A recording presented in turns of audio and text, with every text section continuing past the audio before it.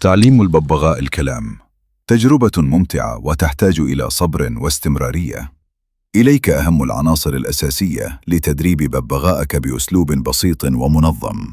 1. اختيار الوقت والمكان المناسب. الهدوء.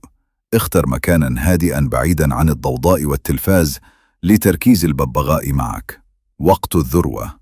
أفضل وقت للتدريب هو الصباح الباكر أو قبل الغروب، حيث يكون الطائر في قمة نشاطه الذهني.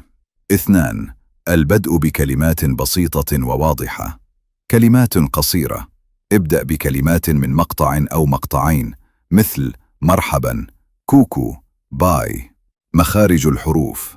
انطق الكلمات بوضوح شديد وبنغمة صوتية عالية قليلاً ومميزة.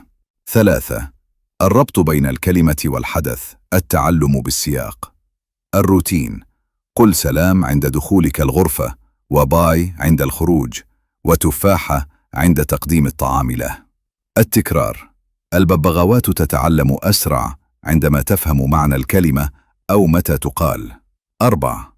جلسات التدريب القصيرة. المدة. اجعل الجلسة من 5 إلى 10 دقائق فقط، مرتين يومياً.